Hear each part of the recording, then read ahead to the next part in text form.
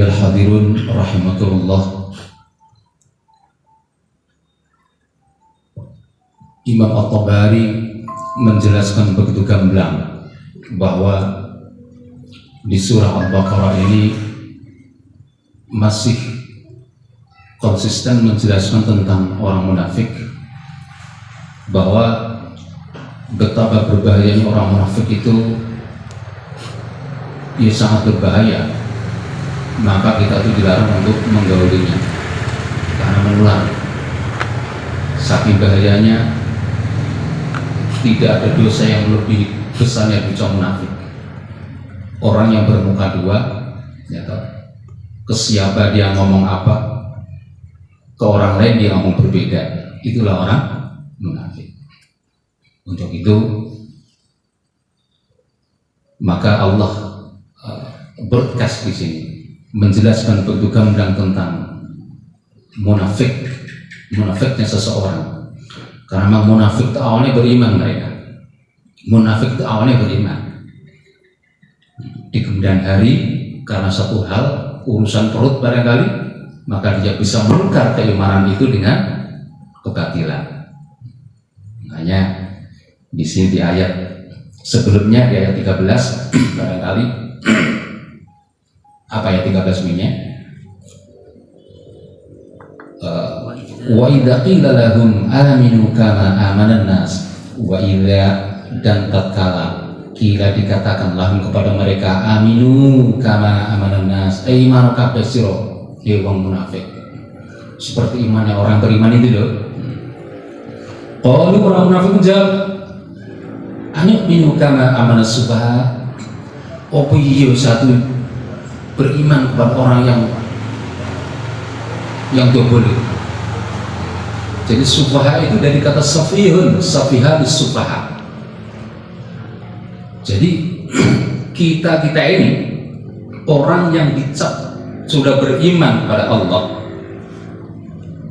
orang yang sudah masuk Islam secara komprehensif, secara kafah, secara holistik, utuh, itu pun masih dicap sufaha. Nah itu, ini kan kurang ajarnya orang munafik.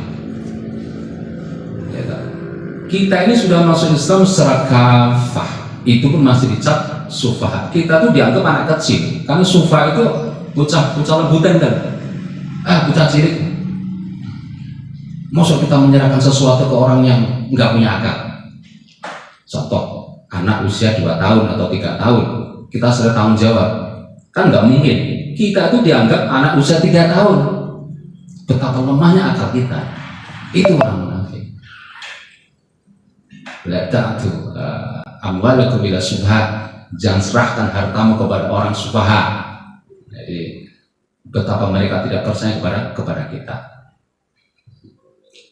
Jadi kita itu dicap sufaha, orang yang pokok, yaitu lemah, nggak kredibel, nggak punya kapasitas, apalagi kredibilitas, nggak punya, dianggapnya itu begitu. Gitu. Kemudian yes, apapun yang kita sampaikan mereka tidak akan percaya.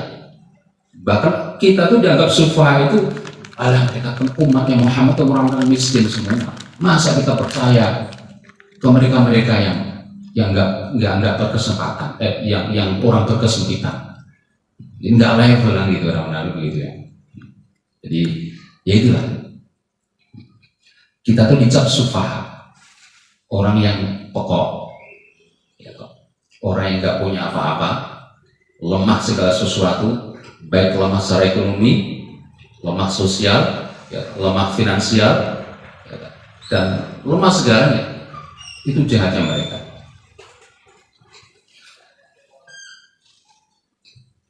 Ala innahum sufaha,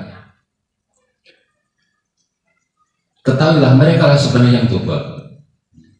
Ketahuilah mereka lah sebenarnya pokok itu, yang lemah secara moral itu mereka orang munafik itu. Walakinlah, yes, apa di sini?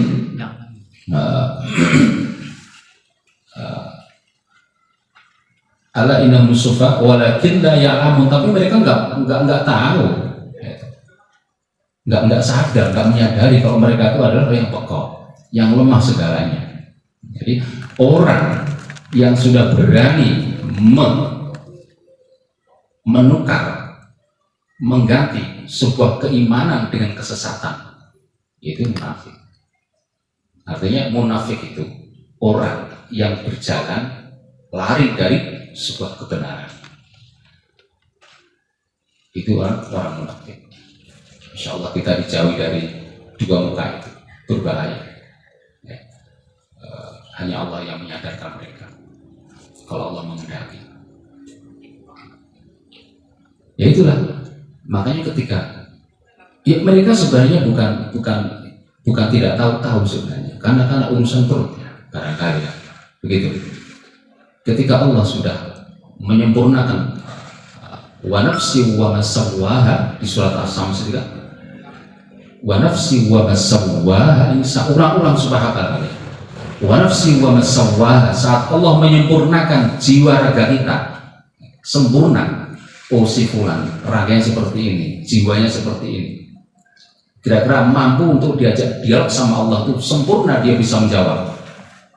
Wa nafsi wa masawwaha, saat Allah sudah menyempurnakan bentuk kita, baik jiwa raga dan jiwa raga kita, maka di situ Allah broadcasting, menuangkan dua perkara, dua hal, abu-abu sama putih. Sebenarnya nggak ada hitam putih, yang ada abu-abu sama putih. Maka fa'alhamaha, Allah broadcast, menuangkan di situ fujuruha wa taqwaha, gitu. Jadi, karena ada abu-abu sama yang putih. Tidak sedikit nyatanya yang memilih abu-abu. Itu biarkan, itu pilihan mereka, dan Allah kasih power di situ. Dan tidak juga sedikit yang memilih yang wa taqwaha. Makanya takwa itu ada hal unik menurut perspektif daripada Imam At-Tabari. Takwa itu tidak hanya sekedar al-imtithalu amrillah wasnabu an nawahiyah, tidak hanya sebatas menjalankan apa yang diperintah Allah dan menjauhi apa yang dilarang. Itu kan istilahan, nggak sebatas itu, maknanya melampaui itu. Takwa itu kalau kita waktu dulu di pesantren kan begini, kalimat takwa asluhu di dalam ilmu iqlal kan ada, ingat kan? Kalimat takwa asluhu min waqaya. Takwa itu asal derivatif, makna asal kata kan dari waqaya, wawu qaf ya alif berdiri kan. Kulibatil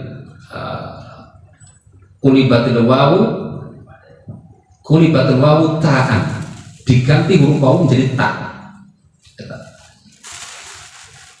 Summa ya'u wawan, kemudian ya-nya diganti dengan huruf wawu, fasara taqwa, maka jadilah kalimat taqwa. Fahuwa ghairu munsharifin, kalimat taqwa itu adalah isim ghairu munsharif. Fahuwa ghairu munsharifin li'anna alifahu litaknithin. Jadi karena di situ alifnya itu alif litaknith, makanya mengingat makna takwa itu begitu mendalam, tidak hanya sekedar menjauhi apa yang dilarang dan menjalankan apa yang diperintah. Akan tetapi makna takwa ini orang munafik bukan tidak tahu banget, mereka tahu, bahkan kita kalah mungkin. Nah, gitu. Akhirnya apa? Kalau orang itu benar-benar takwa itu melibatkan tiga unsur, tiga hal: taat, syukur, dan zikir. Jadi orang yang mengklaim diri sebagai hamba yang takwa mesti taat, mesti syukur, mesti zikir. Ayyutu'awala yu'so, taat tidak bermaksiat. Taat sama maksiat itu dua perkara yang sama-sama bisa menghadirkan kenikmatan. Antum semua melakukan maksiat itu ada nikmatnya, ada. atau antum melakukan ketaatan, ada nikmatnya itu ada. Namun dua kenikmatan ini tidak pernah bisa disatukan.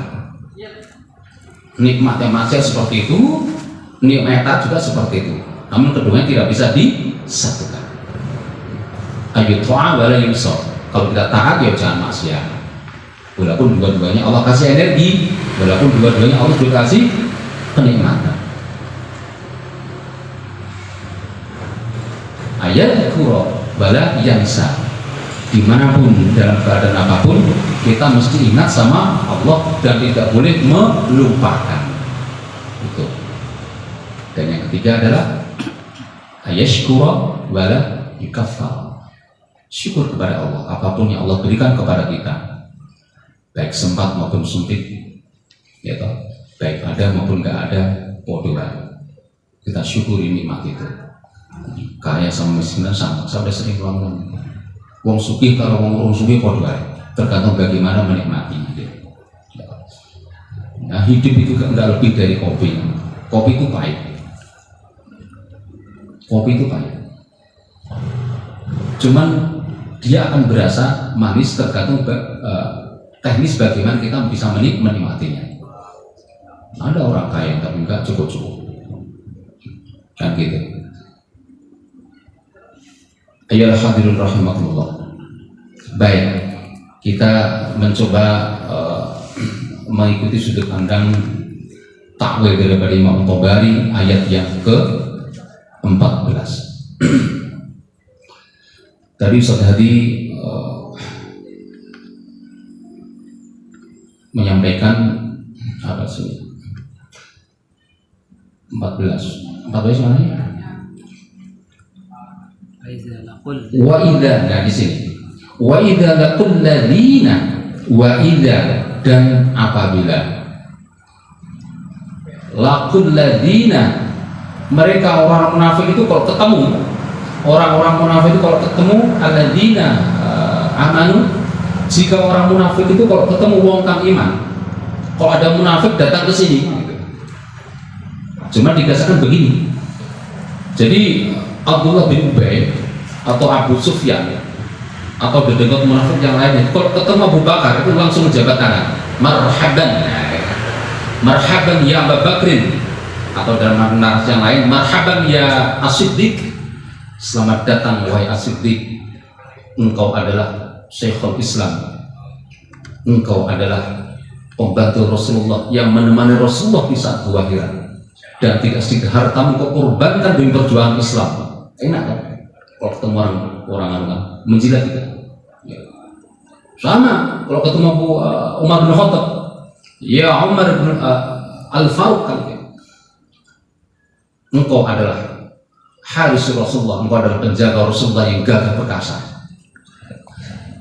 Jangan manusia, jin iblis pun akan lari ke beri ketika berhadapan denganmu. Dipuji sama dia. Dan tidak sedikit pengorbananmu untuk pengembangan Islam. Ketemu Ali bin Abi Thalib, Utsman juga sama seperti itu, menjilat. Aku adalah kawanmu, seperjuangan, seiman, seia, sekatan yang bareng. Seolah-olah kan begitu. Kita ada seiman, satu ikhwah. Aku adalah dirimu, dirimu adalah aku. Kita ada saling mengenal. Jadi seolah-olah kan, seolah-olah itu begini apa? Ketika ketemu dengan orang yang beriman tuh,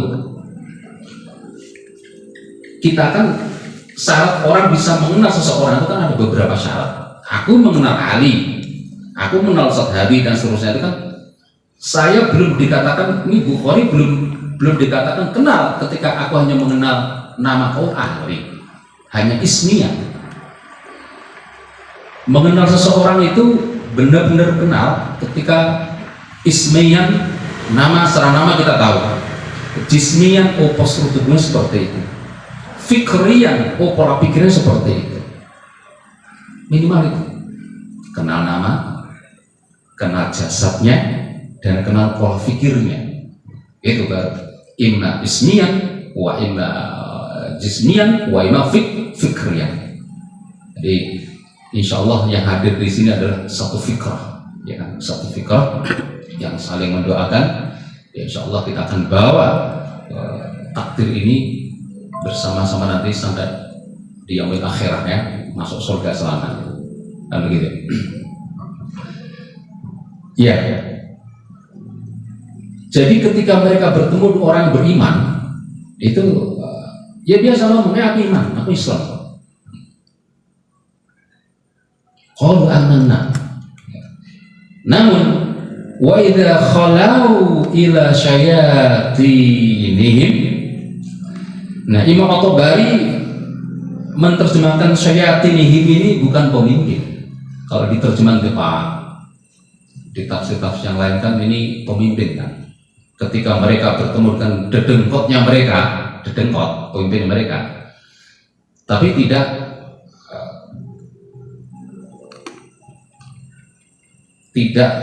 sama dengan apa yang ditakwilkan oleh siapa? Imam At-Tabari. Syaitan itu berkata dari syaitan. Syaitan artinya umat jauh syaitan. Dengan menambahkan nun itu artinya berarti bermakna batil. Jadi syaitan itu bermakna batil. Asyaitanu ay al-batil. Jadi yang batil-batil itu syaitan. Jadi kalau ada mengatakan hadza batil, berarti ada syaitan. Syaitan bimana al-batil, sesuatu yang batil. Jadi ketika mereka bertemu dengan yang batil-batil itu, teman-temannya, ya, setan-setan itu, ya teman munafik maksudnya, bukan pemimpin. Oke lah, nggak apa-apa ketika antum mengatakan, oh ketika mereka ketemu dengan dedengkotnya, it's okay, no problem, nggak apa-apa. Apa yang dia sampaikan orang munafik ini ketika ketemu dengan setan-setannya? Qalu inna ma'akum, aja khawatir. Saya tetap bersama kalian, nah gitu kan? Saya khawatir, aku cuma nge-prank, nah gitu. Saya ketemu orang Muslim, orang beriman, ketemu Muhammad, ketemu Abu Bakar, Siddiq, Umar, Khattab dan seluruhnya nge-prank saja. Ketipu mereka. Nah, pertanyaannya, motivasinya apa orang munafik ketika ketemu mereka ngomong beriman, padahal sih kenyataan dia munafik? Apa kira-kira motivasinya? Yang mendorong dia melakukan seperti itu apa kira-kira? Urusan perut. Saat itu umat Muhammad itu kan mengalami, setiap perang mengalami kemenangan. Tentu konsekuensi dari kemenangan perang itu ghanimahnya banyak. Rampasan wakai, Mas Inten, Rojo Bruwono, ya, kuda, unta dan seterusnya itu rampasan banyak. Atas dasar itulah mereka itu merapat menjilat supaya mendapatkan bagian ghanimah. Itu sepakat dengan tafsir. Urusan perut lagi, urusan perut. Itulah. Makanya munafik itu ya ketemu siapa ngomong apa, ketemu yang lain ngomongnya berbeda.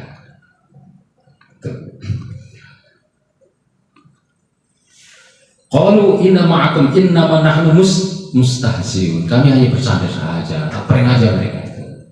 Prank mereka. Jadi jangan khawatir. Enggak level lah kalau kita iman mereka, enggak level. Apa sih mereka sufar semua?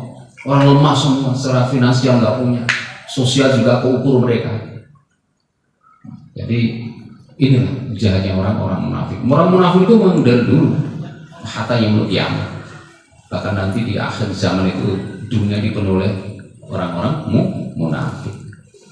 Munafik itu identik dengan berbuat kerusakan. La tufsidu fil ardi qalu inna nahnu muslihun. Dikatakan ya jangan rusak bumi. Ini harus kembali saya ulang bahwa Imam At-Tabari yang dimaksud ojo merusak bumi itu bukan berarti bumi digerong, di bulldozer, enggak, bukan begitu, bukan fisikal. Ambil emasnya, bukan seperti itu. Yang dimaksud dengan la tufsidu fil ard, engkau jangan membuat kerusakan di bumi, itu berarti apa? Engkau jangan bermaksiat di atas bumi. Jadi bentuk kemaksiatan apapun kita kepada Allah itu sama halnya kita merusak bumi. Tidak taat itu merusak. Maksiat ya itu maksudnya. Enggak taat berarti maksiat. Diperintah suruh sholat enggak sholat itu merusak. Suruh berpuasa enggak puasa itu merusak. Pokoknya bentuk kemaksiatan apapun, bentuk keengganan untuk tidak melakukan titah dari Tuhan itu adalah maksiat. Apapun itu tidak berkaitan dengan merusak bumi. Jadi yang dimaksud la tufsidu fil ardi itu adalah ketika seorang hamba itu melakukan kemaksiatan, bukan melakukan ketaatan. Itu menurut Imam At-Tabari. Jadi harus digarisbawahi kan bahwa sekali lagi yang dimaksud merusak bumi itu apa? Bermaksiat kepada Allah. Ya maksiat apapun bentuknya banyak. Yang mencuri, menipu, ngomongin orang, macam-macam. Apapun maksiat kepada Allah itu adalah wujud daripada merusak bumi. Nah, yang terakhir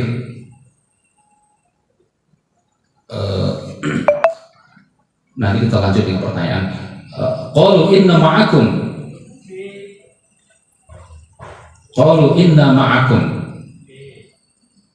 wa idza khalau. Nah, maaf kalau wa idza khalau apabila tatkala khalau itu artinya kembali atau raja'u ya toh, tatkala dia kembali ke setan-setannya, ke teman-temannya, yaitu dia apa yang dia katakan, amanna qalu inna ma'akum, kami bersama kalian. Ketika dia kembali ke teman-temannya ya gitulah. Artinya gampangnya mereka ngeprank kita. Ya nggak penting baik kita mau ngeprank mau apa, it's okay, itu pilihan mereka, nggak jadi soal. Mudah-mudahan dan keadaan apapun kita tidak terpengaruh oleh prank mereka.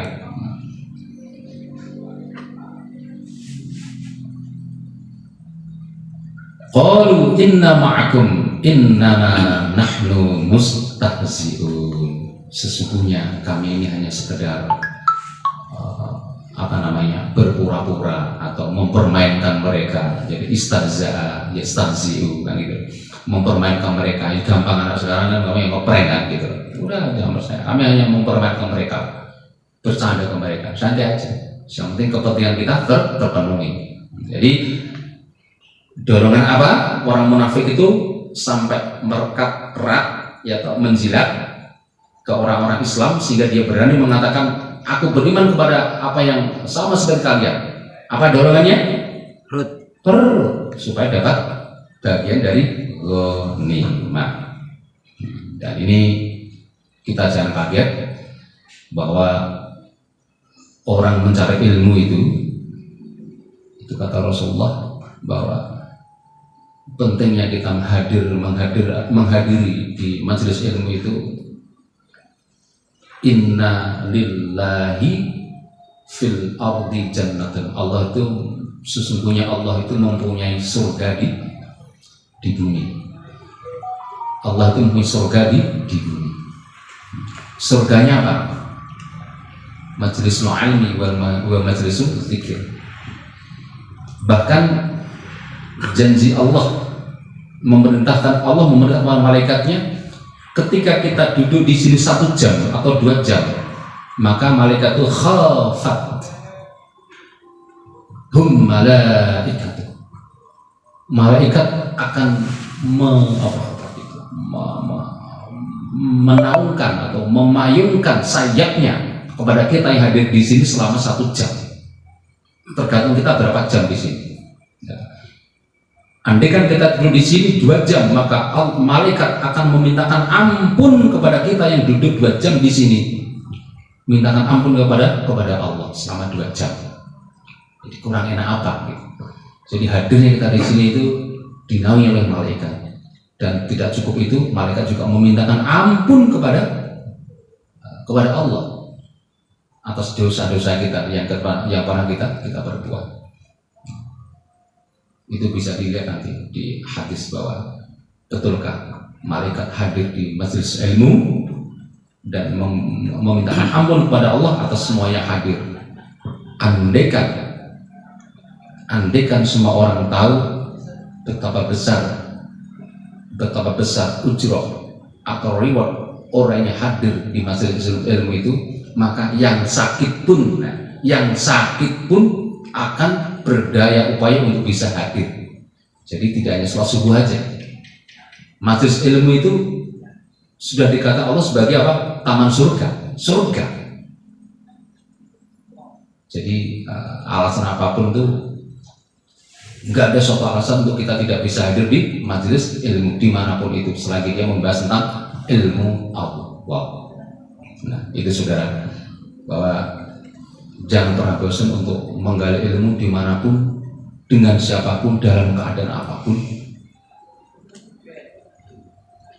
Mudah-mudahan kita ketika Allah panggil pun dalam rangka kita masih mencari ilmu. Itu kan jalan yang mudah untuk ke surga, jalan yang paling gampang gitu.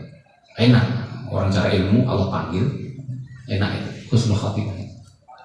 Nah, kesuksesan seseorang itu kan bukan karena jabatan, harta. Semua orang tahu bahwa orang itu dikatakan sukses, derajatnya itu sudah melampaui ketika di akhir hidupnya itu mampu mengucapkan kalimatul haq, apa? La ilaha illallah, yang paling terakhir. Kita hadir di sini itu ibarat kita sedang mendaki gunung. Biasanya Mas Ali pernah naik gunung Ciremai? Belum. Biasa naik gunung itu waktunya kapan? Jam berapa? Malam ya? Isya ya? Kenapa kita naik gunung itu waktunya isya? Malam. Supaya di atas nyampe di pagi hari. Ya, nyampe atasnya di pagi hari. Ya. Kenapa kita naik gunung itu, nanjaknya itu di malam hari? Supaya saat ketika sampai puncak kita bisa melihat terbitnya mentari pagi, menambah inspirasi. Apalagi di situ dibarengi dengan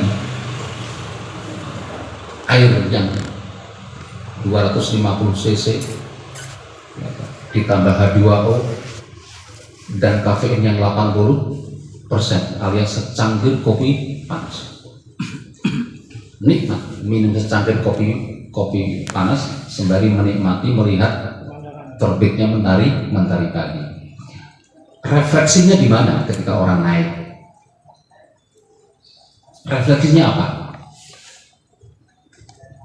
Orang naik gunung, ketika dia jalannya datar, saya pastikan dia tidak pergi kemana-mana. Ketika dia turun, dan saya pastikan dia tidak pergi ke mana. Tapi ketika dia nanjak, ada sebuah kepastian bahwa sukses itu puncak, ada yang di puncak. Orang nanjak, kenapa? Karena sukses itu ada di puncak. Kita sebagai salik, sebagai thalibul ilm, sebagai thalib, kita pengen, ketika pengen menggapai derajat yang paling atas, kita pengen cari yang datar, jalan datar, atau jalan yang turun bahkan. Kalau saya milih yang nanjak, karena saya tahu bahwa ujungnya yang kita cari itu ada di atas. Kalau kita hadir di sini,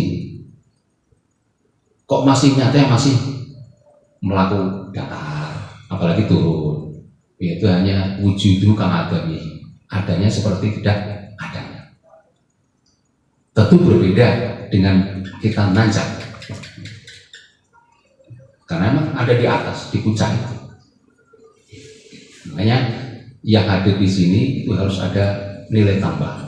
Setidaknya jadi orang yang bernilai, lebih bernilai, lebih punya nilai daripada yang gak hadir. Iman, kepahaman, ilmu itu milik Allah, dan pada akhirnya Allah lah yang akan memahamkan kita. Bukan tugasnya memahamkan. Dan saya tidak merasa harus mati-matian karena harus pintar, enggak. Kan kepahaman itu milik Allah, dan yang memahamkan hanya Allah itu sendiri. Bahkan mungkin antum lebih paham daripada yang di depan ini. Dan saya tidak merasa tersaingi, apalagi tergabung enggak. Aku malah lebih senang. Antum harus kepandaian harus melampaui kita. Walaupun saya yakin Anda akan mampu itu. Tapi setidaknya antum harus menjadi manusia-manusia yang bernilai. Itu aja.